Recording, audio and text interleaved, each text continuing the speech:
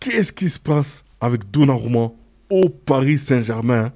Par contre, les gars, le mercato de l'Atlético Madrid, hein, on va en parler maintenant.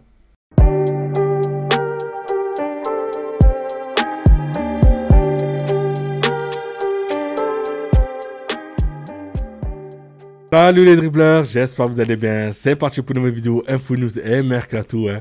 Et on commence avec le journal L'équipe, hein. Et c'est marqué en grand Donnarumma, point de rupture, hein. Et oui, comme vous le savez, demain c'est la Super Coupe d'Europe, hein. Et Donnarumma ne fait même pas partie de l'effectif, les gars. C'est une honte, une catastrophe, hein. Mais on en parlera tout à l'heure. Le Mundo Deportivo, Flick affine sous 11, hein. Et oui, Flick est en train de bien affiner son 11 de départ avant la Liga, hein. Donc comme on peut le voir sur ce plan avec chaque joueur à sa place. Le journal sport, Villarreal-Barcelone, hein, donc il sera délocalisé à Miami, hein, mais on en parlera tout à l'heure, hein. En tout cas, ce que je voulais pointer, c'est le plan para Fichard, hein. Et oui, parce qu'il y aura un plan de signature du côté du FC Barcelone, hein, mais on ne sait pas encore qui va signer à Barcelone. Donnarumma ne serait pas dans le groupe pour affronter Tottenham, hein. Donc c'est un truc de dingue que le Paris Saint-Germain écarte de la sorte son gardien titulaire quelques semaines après avoir gagné la Ligue des Champions, hein, et fait une finale du mondial de club avec lui. Vous en pensez quoi? Franchement, quel manque de classe, hein. Honnêtement, comme on dit, hein, si vous voulez gagner des grandes compétitions, il vous faut un très bon gardien. Et là, Donnarumma, hein, franchement, a fait une très bonne saison. Et je trouve ça bizarre du côté du Paris Saint-Germain. Selon l'équipe, hein, donc comment peux-tu lui faire ça? Un proche de Gianluigi Donnarumma, hein, après tout ce qu'il a fait en aidant ce club à gagner la Ligue des Champions, Paris n'inclut même pas dans la compétition à laquelle il n'aurait jamais accédé sans son aide, hein. Je suis complètement d'accord avec ce commentaire, hein. Donc du coup, voilà, un manque de classe de la part du Paris Saint-Germain. Le Paris Saint-Germain se fait allumer en Italie pour la gestion du cas Donnarumma. Donc la Gazzetta, le manque d'élégance du Paris Saint-Germain, titre et honneur, superflu pour Luis Enrique, hein. Le média italien fait le même parallèle avec le cas Mbappé, hein, la saison dernière. Une imposition très dure envers Mbappé alors que son contrat arrivait à échéance. Donc le corps sport, après Sirigu et Buffon, c'est au tour de Donnarumma à Paris, hein. Ils en veulent au gardien italien. Après Sky Sport, hein, un héros oublié, hein. Donc voilà, quel dommage, hein. Les Italiens sont très très en colère, hein, par rapport au Paris Saint-Germain. Du coup, concernant le cas de Donnarumma, hein, en tout cas, je les comprends. Le 11, hein, qui devrait affronter Tottenham, hein, donc voilà, hein. Donc Lucas Chevalier, ben, du coup, il sera dans les buts parce que Donnarumma, voilà, il n'est pas là. Mendes, Pacho et Zabarni et Hakimi en défense centrale, hein, en défense, pardon. Mais par contre, Zabarni, lui, je vais dire, il est là, entre guillemets, mais je pense pas qu'il va jouer ce match-là parce que ça sera Marquinhos, hein. Ensuite, de milieu de terrain, ce sera Ruiz, Vitinha et Neves. Ok. Et après, devant, ça ne change pas, ça sera Vara, Dembélé et Doué. Le Paris Saint-Germain officialise, hein, le recrutement des Zabarni, hein. En tout cas, bon courage à lui du côté du Paris Saint-Germain. Avant le début de la saison 2025-2026, la Super Coupe d'Europe contre Tottenham, hein, Luis Enrique affiche son ambition. Donc bien sûr, nous croyons tous que nous pouvons gagner tous les titres et réitérer l'exploit. Cela nous motive particulièrement, hein. Donc comme vous le savez, le Paris Saint-Germain cette année sera l'équipe à battre. Joyeux anniversaire au Paris Saint-Germain qui fête aujourd'hui ses 55 ans. Seulement un peu plus d'un demi-siècle d'existence, mais un palmarès incroyable, hein. Donc une Ligue des Champions qu'ils ont gagné récemment, 13 Ligue 1, 16 Coupes de France, 9 Coupes de la Ligue et 13 trophées des champions. Ilan Zabarni voyage avec le groupe parisien à Eugene aujourd'hui. Il ne jouera pas contre Tottenham, mais il s'entraînera dès ce soir avec ses coéquipiers. Voilà, l'officialisation est proche. Donc voilà, de ce que je vous ai dit tout à l'heure, hein. Donc il sera là avec eux, mais il ne va pas jouer le match. Le sondage Ballon d'Or de l'équipe est sans appel, hein. Plus de 37% des votants choisissent Ousmane Dembélé, hein. Panel très français, donc on verra si ce sondage est représentatif des votes finaux, hein. Donc moi, comme je dis, hein, normalement, celui qui doit gagner le Ballon d'Or, c'est un joueur du Paris Saint-Germain. Le Barça va toucher 5 à 6 millions d'euros, hein, pour jouer à Miami contre Villarreal, hein. Donc voilà, c'est jackpot pour Barcelone. Prochain match du FC Barcelone, hein, donc ils ont 3 déplacements à l'extérieur, hein, et un domicile qui sera à partir du 14 septembre contre Valence. Officiel, la Fédé espagnole de football demande à l'UEFA de délocaliser Villarreal-Barcelone à Miami, hein. Donc ce que je vous ai dit tout à l'heure, hein. Donc la rencontre comptant pour la 17e journée de la Liga pourrait donc être jouée aux États-Unis, hein. Donc une vraie première. Newcastle demande au moins 150 millions d'euros plus bonus pour libérer Alexander Isak. Donc moi je trouve vraiment un manque de respect de la part du Newcastle. Au début ils ont demandé une grosse somme de la part de Liverpool. Donc Liverpool est venu avec 125 millions d'euros. Et Newcastle a bloqué le départ d'Isak en disant que maintenant ils ne veulent pas le vendre et qu'ils en veulent encore plus. Et voilà, là maintenant ils demandent 150 millions d'euros. Je trouve que c'est abusé et c'est en train d'agacer un peu tout le monde. Alexander Isak est catégorique, il ne jouera plus jamais avec Newcastle. Même si les Magpies continuent à bloquer son départ cet été. Donc voilà, le point de rupture. Manchester City entre dans la course pour Xavi Simons.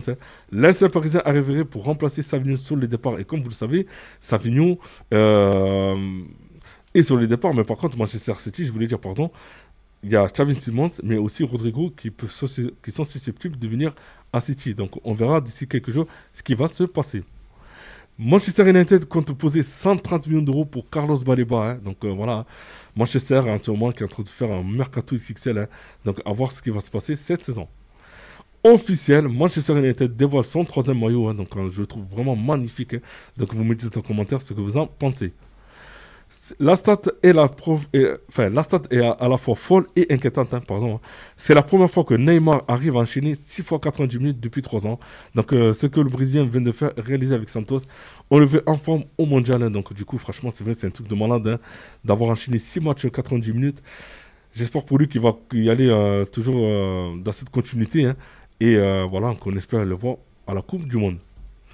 Officiel, l'Atlético Madrid officialise l'arrivée de Giacomo Raspadori en provenance du Napoli. Donc bon courage à lui du côté de l'Atlético.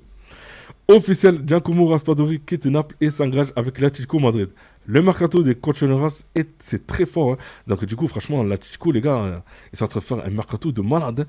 Alex Baena, Anko, Cardozo, Raspadori, Almada, Pibil, Moussou, l'anglais, franchement... on ne parle pas beaucoup d'eux, je veux dire, mais ils sont en train de faire monter une très très belle équipe. Pablo Rosario refuse de jouer Benfica Nice demain. Donc à naissance de départ, il ne souhaite pas voir augmenter ses chances de blessure avant de retrouver un nouveau club. Donc les Aiglons sont privés de beaucoup de joueurs pour espérer remonter le retard de deux buts. Donc Dante, Morgan Sanson, Mohamed Abdoulalam, Youssef, Ali Abdi, Tanguy, Ndombele, Mohamed Alisho, Moïse Bambito. Franchement, les gars, c'est chaud quand même. Franchement, c'est chaud pour Nice. En tout cas, vous me dites ce que vous en pensez, mais honnêtement, c'est pour ça que le mercato, c'est dommage que il y a des, il y a des qualifications par rapport à la Champions League ou même de Coupe d'Europe qui sont en même temps que les transferts, la période de transfert. Cela déstabilise un peu une équipe pour pouvoir se qualifier dans ces coupes. Donc, je trouve ça un peu dommage de la part de Nice, quoi. Officiel, Mathieu Valbuena fait son retour à l'Olympiakos. À 40 ans, l'attaquant français jouera avec l'équipe réserve et entamera sa reconversion. Donc, en tout cas, bon courage à lui du côté de l'Olympiakos.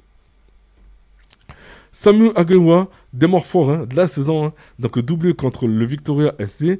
Donc, le FC Porto s'impose 3-0 de la première journée de la Liga portugaise. Donc, voilà. En tout cas, ça démarre fort pour Porto.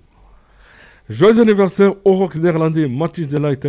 Donc voilà, de l'Ajax à la Juve puis au Bayern, il s'impose. Donc il impose toujours son style et sa force. Quel est pour vous son meilleur match en carrière? Donc moi je pense que je vais retenir que le match, la saison qu'il a faite avec l'Ajax, surtout en Ligue des Champions. Un des meilleurs pistons de Ligue 1, Diego Moreira pourrait signer à l'Atalanta pour 30 millions d'euros plus bonus. Donc ce serait une grande perte pour Strasbourg, mais une superbe vente. Magnifique, la promesse de Mario Balotelli à son frère Enoch Baroua. Donc je vais jouer encore 2 ou 3 ans. Ensuite, je rejoindrai mon frère Enoch. Il joue actuellement à Vado, chez les amateurs 4e division italienne. On verra bien, en tout cas, je lui ai promis que je terminerai ma carrière en jouant avec lui. L'Inter Milan se positionne pour Akliouche.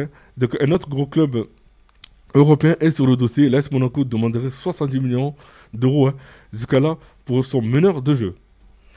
Nîmes Olympique reprend peu à peu vie après le départ de Rani Assaf. Donc 1200 abonnés sont déjà assurés pour cette saison 2025-2026 en National 2. Ainsi au moins 3000 spectateurs dans les tribunes pour la première journée contre Limonest. Donc voilà, donc pour comparaison, la moyenne d'influence la saison dernière était d'environ 1500. Donc enfin, du positif à noter dans ce club. Ça fait vraiment plaisir. Le Bayer Leverkusen a fait une proposition d'environ 20 millions d'euros pour Loïc Badé. Une offre qui sera refusée par le FC Séville qui attend 35 millions d'euros pour son défenseur. C'est ma carrière et je la gère comme je l'entends. Valentin Rongier sur son choix de signer à Rennes avant avoir critiqué le club et fait sa formation à Nantes. Quand Rennes m'a appelé la première fois, j'ai réfléchi, je me suis demandé si c'était vraiment pour moi, mais j'ai mis ça de côté car le sportif, c'est le sportif qui prime. J'assume mon choix entièrement, je peux encore discuter avec certains, mais je ne vais pas m'éterniser. Donc voilà, je veux dire, au bout de moment, je pense que ça l'a un peu gonflé. Kieran Trippier intéresse l'AS Monaco. Donc voilà, franchement, c'est une bonne recrue. Si Monaco le prend, franchement, ça peut faire beaucoup de dégâts sur le côté. Et pour terminer, donc officiel, TF1 diffusera tous les matchs de qualification des Bleus pour le Mondial 2026. Donc voilà, pour ceux qui veulent regarder tous les matchs des Bleus, donc ce sera sur TF1. Voilà les gars, c'est terminé pour moi, le tour d'horizon du football européen. Donc je vous dis à tout à l'heure pour la vidéo de 18h. Et merci à tous les abonnés qui s'abonnent sur ma chaîne et pour la force que vous me donnez. Donc je vous dis à tout à l'heure pour la vidéo de 18h concernant le Real Madrid. Ciao!